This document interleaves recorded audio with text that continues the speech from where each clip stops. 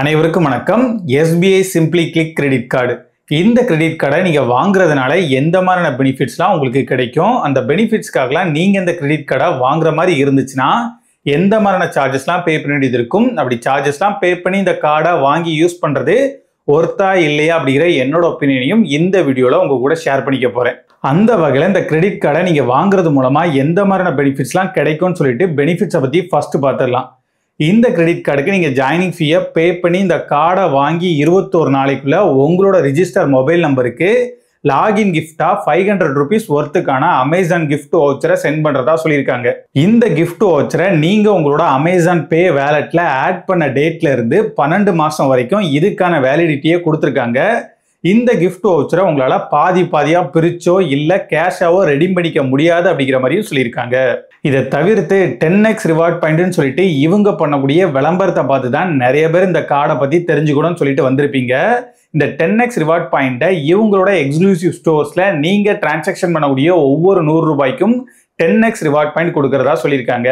இப்போதைக்கு இவங்களோட exclusive partner லிஸ்ட்ல Apollo 24x7, book my show, clear trip, Domino's, IGP, Myntra, Netmeds, Yatra இந்த பிராண்ட்ஸ்லாம் இருக்குது.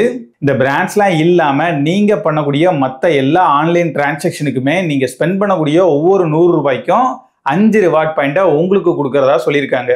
இந்த 5x ரிவார்ட் பாயிண்ட்லயுமே ஒரு சில ரெஸ்ட்ரிக்ஷன்ஸ்லாம் கொடுத்துருக்காங்க. முக்கியமான ஒரு சில ஆன்லைன் டிரான்சாக்ஷனுக்கு எந்த விதமான ரிவார்ட் பாயிண்ட்டையும் இவங்க கொடுக்கறது இல்லை. Rental payment, utility bill payment, government related transaction இந்த மாதிரியான டிரான்சாக்ஷன் அப்பெல்லாம் உங்களுக்கு எந்த விதமான ரிவார்ட் பாயிண்ட்டையும் கொடுக்க மாட்டோம் அப்படின்னு சொல்லியிருக்காங்க.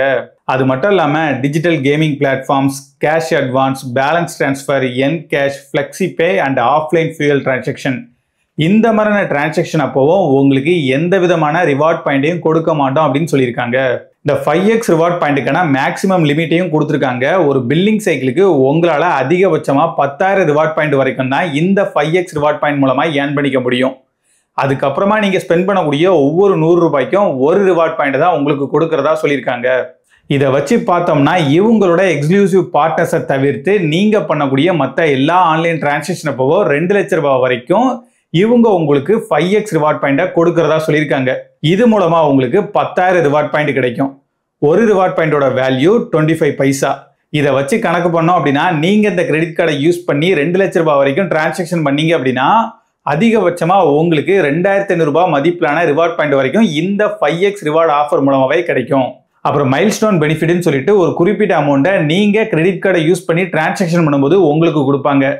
இந்த கிரெடிட் கார்டை பொறுத்த வரைக்கும் நீங்க 1 லட்சம் ரூபாயை ஸ்பெண்ட் பண்ணீங்க அப்படின்னா உங்களுக்கு 2,000 ரூபாய் மதிப்பிலான வவுச்சரை கொடுக்கறதா சொல்லியிருக்காங்க. நீங்க திரும்பவும் இன்னொரு 1 லட்சம் ரூபாய் ஸ்பெண்ட் பண்ணீங்க அப்படின்னா அப்போ உங்களுக்கு அடுத்த 2,000 ரூபாய்க்கான வவுச்சரை கொடுக்கறதா சொல்லியிருக்காங்க. இந்த மாதிரி நீங்க 2 லட்சம் ரூபாய் வரைக்கும் ஸ்பெண்ட் பண்ணீங்க அப்படின்னா உங்களுக்கு 4,000 ரூபாய் மதிப்பிலான வவுச்சர் கிடைக்கும். வவுச்சர் பிராண்ட்ஸை பொறுத்த வரைக்கும் கிளியர் ட்ரிப் அண்ட் யாத்ரா பிராண்ட்ஸோட வவுச்சர் தான் கொடுக்கறதா சொல்லியிருக்காங்க. இந்த கிரெடிட் கார்டை யூஸ் பண்ணி நீங்க டிரான்சாக்ஷன் பண்ணக்கூடிய சிங்கிள் டிரான்சாக்ஷனோட அமௌண்ட் 2,500 ரூபாய்க்கும் அதிகமா இருக்கும்போது ஃப்ளெக்ஸி பே ஆப்ஷனை யூஸ் பண்ணி அந்த டிரான்சாக்ஷனை உங்களால இஎம்ஐயாவும் கன்வெர்ட் பண்ணிக்க முடியும். நீங்க இப்படி கன்வெர்ட் பண்ணும்போது அந்த இஎம்ஐக்கான அமௌண்ட் மினிமம் 500 ரூபாய்க்காச்சும் இருக்கணும் அப்படிங்கிற மாதிரி சொல்லியிருக்காங்க. நீங்க இப்படி இஎம்ஐயா கன்வெர்ட் பண்ணும்போது ப்ராசஸிங் ஃபீயா நீங்க இஎம்ஐயா கன்வெர்ட் பண்ணக்கூடிய அமௌண்ட்ல 1% அப்படி இல்லைன்னா 2,000 ரூபீஸ். இந்த 2 அமௌண்ட்ல எது கம்மியான அமௌண்ட்டோ அந்த அமௌண்ட்டை சார்ஜ் பண்ணிப்போம் அப்படின்னு சொல்லியிருக்காங்க. அப்புறம் இந்த இஎம்ஐயை நீங்க ப்ரீ க்ளோஸ் பண்றீங்க அப்படின்னா அதுக்கும் ப்ரீ க்ளோசர் சார்ஜஸா எவ்வளவு சார்ஜ் பண்றாங்க அப்படிங்கிறத நீங்களே பார்த்துக்கோங்க. இவ்வளவு பெனிஃபிட்ஸ் இருக்கக்கூடிய இந்த கிரெடிட் கார்டை நீங்க வாங்கணும் அப்படின்னு நினைச்சீங்கன்னா எந்த மாதிரியான சார்ஜஸ்லாம் பே பண்ண வேண்டியது இருக்கும்னு சொல்லிட்டு சார்ஜஸ் பத்தி இப்ப பார்த்துடலாம். இந்த கிரெடிட் கார்டை நீங்க வாங்கணும் அப்படின்னா அதுக்கு நீங்க ஜாயினிங் ஃபீயா 499 ரூபாயை பே பண்ணி வாங்குற மாதிரி இருக்கும். அப்படி நீங்க ஜாயினிங் ஃபீலாம் பே பண்ணி இந்த கிரெடிட் கார்டை வாங்கினதுக்கு அப்புறமா நீங்க அந்த கிரெடிட் கார்டை யூஸ் பண்ணி டிரான்சாக்ஷன் பண்ணக்கூடிய டேட்டை பொறுத்து இவங்க உங்களுக்கு 20 இருந்து 50 நாள் வரைக்குமான இன்ட்ரெஸ்ட் ஃப்ரீ பீரியடை கொடுப்பாங்க. அந்த இன்ட்ரெஸ்ட் ஃப்ரீ பீரியடுக்குள்ளே நீங்க பில் அமௌண்ட்டை ஃபுல்லா பே பண்ணிட்டீங்க அப்படின்னா எந்த ஒரு பிரச்சனையும் இல்லை. சப்போஸ் உங்களால பில் அமௌண்ட்டை ஃபுல்லா பே பண்ண முடியல அப்படின்னா மினிமம் டியூ அமௌண்ட்டையாச்சும் பே பண்ணி ஆகணும். நீங்க இப்படி மினிமம் டியூ அமௌண்ட்டையே பே பண்ணாம இருந்தீங்க அப்படின்னா இவங்க உங்களுக்கு லேட் ஃபீ போடுவாங்க. அந்த லேட் ஃபீ நீங்க பே பண்ண வேண்டிய அமௌண்ட் 500 ரூபாய்க்கும் கீழே இருந்துச்சு அப்படின்னா அப்ப எந்த விதமான லேட் ஃபீயும் போட மாட்டாங்க. 500 ரூபாய்க்கும் அதிகமான அமௌண்ட்டா இருந்துச்சுன்னா நீங்க பே பண்ண வேண்டிய அமௌண்ட்டை பொறுத்து லேட் ஃபீயா எவ்வளவு சார்ஜ் பண்றாங்க அப்படிங்கிறத நீங்களே பார்த்துக்கோங்க. என்னதான் நீங்க மினிமம் டியூ அமௌண்ட்டை பே பண்ணி லேட் ஃபீல இருந்து தப்பிச்சிருந்தாலுமே நீங்க பில் அமௌண்ட்டை ஃபுல்லா பே பண்ணாத வரைக்கும் இவங்க உங்களுக்கு இன்ட்ரெஸ்ட் போடுவாங்க.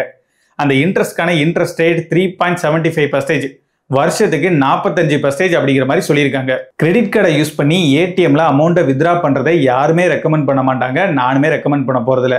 சப்போஸ் உங்களுக்கு தேவைப்பட்டுச்சு அப்படின்னா அதையுமே இந்த கிரெடிட் கார்டை யூஸ் பண்ணி ஏடிஎம்ல அமௌண்ட்டையும் வித்ரா பண்ணிக்க முடியும். நீங்க அப்படி ஏடிஎம்ல இந்த கிரெடிட் கார்டை யூஸ் பண்ணி டிரான்சாக்ஷன் பண்ணும்போது நீங்க டிரான்சாக்ஷன் பண்ணக்கூடிய அமௌண்ட்ல 2.5%, அப்படி இல்லைன்னா 500 ரூபாய், இந்த ரெண்டு அமௌண்ட்ல எது அதிகமான அமௌண்ட்டோ அந்த அமௌண்ட்டை சார்ஜா பிடிச்சிப்போம் அப்படின்னு சொல்லியிருக்காங்க. அது மட்டும் இல்லாம நீங்க ஏடிஎம்ல அமௌண்ட்டை வித்ரா பண்ண நாள்ல இருந்து அதை திரும்ப பே பண்ற நாள் வரைக்கும் இவங்க உங்களுக்கு இன்ட்ரெஸ்டும் போடுவாங்க.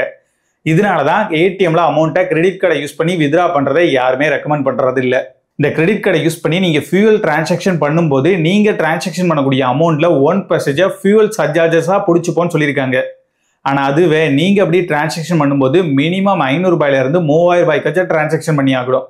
அப்படி பண்ணீங்கன்னா இந்த ஃபியூவல் சர்சார்ஜஸ் உங்களுக்கு பிடிச்சாலும் அதை உங்களுக்கே ரீஃபண்ட் பண்றதா சொல்லியிருக்காங்க. இந்த மாதிரி ஒரு பில்லிங் சைக்கிளுக்கு 100 ரூபாய் வரைக்கும் ரீஃபண்ட் கொடுக்கறதாவும் சொல்லியிருக்காங்க. இப்பெல்லாம் கிரெடிட் கார்டோட பில்லை யாருமே பிரான்ச்சை விசிட் பண்ணி பே பண்றது இல்லை, எல்லாருமே ஆன்லைன்ல தான் பே பண்றோம். சப்போஸ் நீங்க இந்த கிரெடிட் கார்டோட பில்லை பிரான்ச்சை விசிட் பண்ணி பே பண்றீங்க அப்படின்னா கேஷ் பேமெண்ட் ஃபீயா 250 ரூபாயை சார்ஜ் பண்ணும் அப்படிங்கிற மாதிரி சொல்லியிருக்காங்க. நீங்க இந்த கிரெடிட் கார்டோட லிமிட்டை கண்டுக்காம நீங்க பாட்டுக்கு உங்க இஷ்டத்துக்கு தேய்ச்சிங்க அப்படின்னா ஓவர் லிமிட் சார்ஜா பே பண்ற மாதிரி இருக்கும். இந்த ஓவர் லிமிட் சார்ஜா நீங்க உங்க லிமிட்டை தாண்டி செலவு பண்ண அமௌண்ட்ல 2.5%, அப்படி இல்லைன்னா 600 ரூபாய், இந்த ரெண்டு அமௌண்ட்ல எது அதிகமான அமௌண்ட்டோ அந்த அமௌண்ட்டை சார்ஜா பிடிச்சிப்போம் அப்படிங்கிற மாதிரி சொல்லியிருக்காங்க. நீங்க பண்ணக்கூடிய எல்லா ரெண்டல் பேமெண்ட் அப்பவோ 199 ரூபாயை ப்ராசஸிங் ஃபீயா பிடிச்சிப்போம் அப்படிங்கிற மாதிரி சொல்லியிருக்காங்க. யூட்டிலிட்டி பில் பேமெண்ட்டை பொறுத்த வரைக்கும் 50,000 வரைக்கும் எந்த ஒரு எக்ஸ்ட்ரா அமௌண்ட்டையும் பே பண்ணாம உங்களால டிரான்சாக்ஷன் பண்ணிக்க முடியும். 50,000 தாண்டி யூட்டிலிட்டி பில் பேமெண்டா டிரான்சாக்ஷன் பண்ணும்போது நீங்க டிரான்சாக்ஷன் பண்ணக்கூடிய அமௌண்ட்ல 1% ப்ராசஸிங் ஃபீயா பிடிச்சிப்போன்னு சொல்லியிருக்காங்க. இவங்க உங்களுக்கு கொடுக்கக்கூடிய ரிவார்ட் பாயிண்டை உங்களோட ஸ்டோர்ல இருக்கக்கூடிய ப்ராடக்டையோ வவுச்சரையோ பர்ச்சேஸ் பண்ணிக்க உங்களால யூஸ் பண்ணிக்க முடியும்.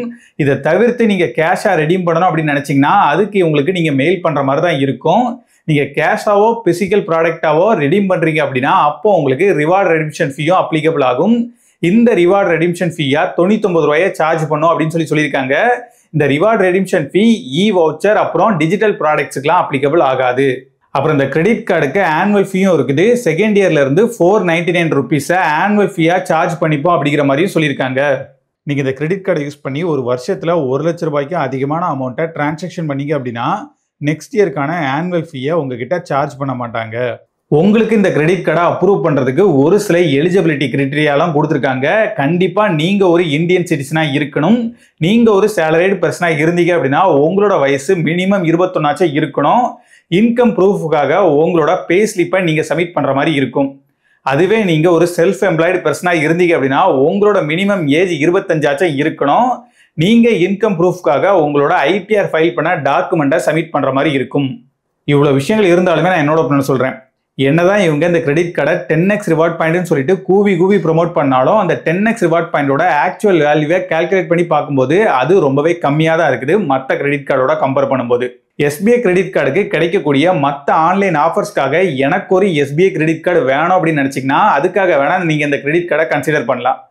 மற்றபடி நீங்க யோசிச்சே டிசைட் பண்ணுங்க. நீங்க எதுக்காக இந்த கிரெடிட் கார்டை வாங்குறதா இருந்தாலும் கரெக்டான டைம்ல பில்லை மட்டும் பே பண்ணிருக்க, அப்படி இல்லைனா இன்ட்ரெஸ்ட் போட்டே சொத்து எழுதி வாங்கிடுவான். உஷாரா இருந்துக்கோங்க. பட்டா.